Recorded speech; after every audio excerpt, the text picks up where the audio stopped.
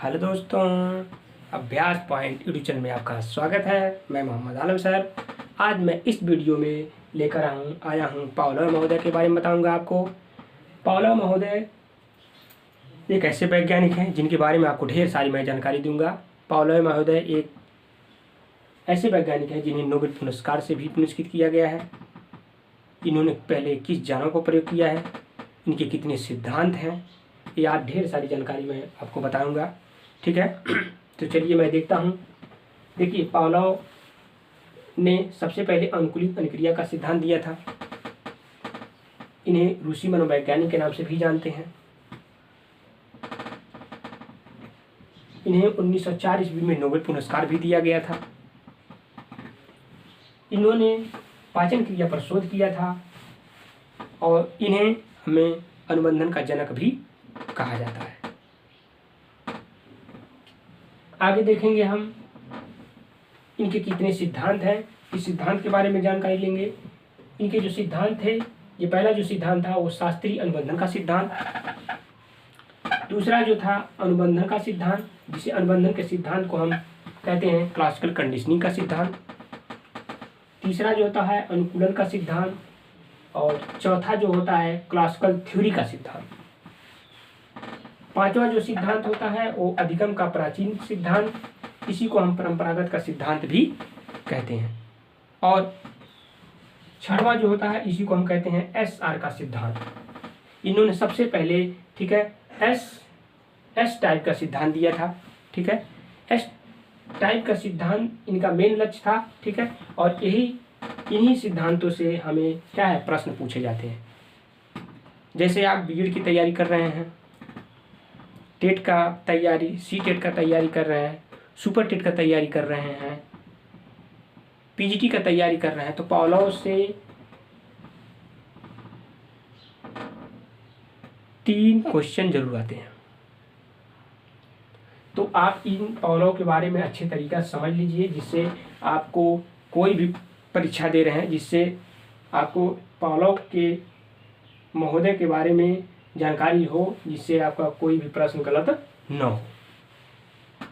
तो देखिए, सबसे पहले इन्होंने पावलोव महोदय ने कुत्ता को प्रयोग किया था। इन्होंने पहले 3 कंडीशन बताई थी। तीनों कंडीशन के मैं बारे में पहले बताऊंगा। देखिए, पहले है यूसीएस। ठीक है, यूसीएस को यहाँ पे भोजन लिखेंगे प्लस कुत्ता प्लस यूसीआर, ठीक है, लार, ये स्वाभाविक क्रिया। ठीक है, दूसरा हो जाएगा आपका सीएस। ठीक है, इसे घंटी प्लस यूसीएस, ठीक है, भोजन प्लस कुत्ता, ठीक है, प्लस यूसीआर, ठीक है, लार, ये स्वाभाविक क्रिया। तीसरा कंडीशन जो है ये है सीएस है, सीएस फिर भोजन है, फिर कुत्ता है, फिर सीआर है, फिर लार है। ठीक है, ये अस्वाभाविक क्रिया है। तो इन्होंने कुत्ता पर 3 कंडीशन लगाया था। और तीनों कंडीशन कौन कौन से हैं इसके बारे में मैं बताने जा रहा हूँ आपको। सबसे पहले इन्होंने एक भूखे कुत्ते को लिया। अब भूखे कुत्ते को क्या किया, इसने रस्सी से बांध दिया। सबसे पहले क्या किया, एक कुत्ते को लिया और उन्होंने रस्सी से बांध दिया। ठीक है, और कुत्ते के सामने क्या है भोजन रख दिया। जैसे ही भोजन रख दिया, क्या है उसके मुंह से लार टपकने लगा। तो पहला अनुक्रिया उद्दीपक सिद्धांत हो गया। क्या हो गया, इसी को हम कहते हैं अनुक्रिया उद्दीपक, और इन्हीं अनुक्रिया उद्दीपक को अनुबंधन कहते हैं। कि व्यक्ति क्या है, जैसे अभी भूख आपको लगी है, आपको सिर्फ क्या है, हमें भोजन की ज़रूरत है, हमें खाना की ज़रूरत है, तो हमें भूख लगी है, तो भूख लगी है तो क्या अनुक्रिया हो गया। और जो लक्ष्य हमारा क्या है कि खाना खा लेंगे तो हमारा क्या है लक्ष्य उद्दीपक हो जाएगा, हमारा लक्ष्य प्राप्त हो जाएगा। और इन्हीं दोनों के बीच में जो संबंध बनेगा उसे हम अनुबंधन कहते हैं। यही पावलोव महोदय ने मेन फोकस दिया था। दूसरा जो कंडीशन है, दूसरा कंडीशन ये क्या किया, पहले कुत्ते को, ठीक है, बांध के रखा। दूसरे कंडीशन में क्या किया, पहले घंटी बजाया। जैसे ही घंटी बजाना चालू किया, ठीक है, तैसे कुत्ते के मन में क्या है, कुत्ते के मुंह से लार टपकने लगा। तब जाके क्या उसने भोजन दिया।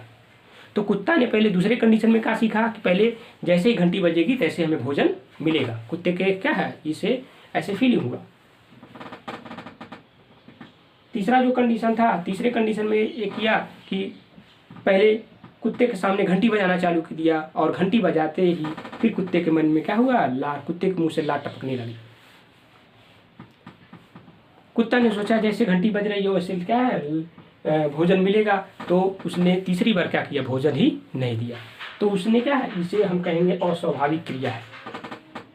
कि कुत्ता क्या है, बार उसको कंडीशन को 3 कंडीशन में करने को, जैसे धीरे धीरे बार बार उसके अंदर त्रुटियाँ भी होती गई सही, और वो क्या है, वो सीख लिया। ठीक है, कि जैसे हमें घंटी बजेगी वैसे हमें क्या है, भोजन मिलेगा।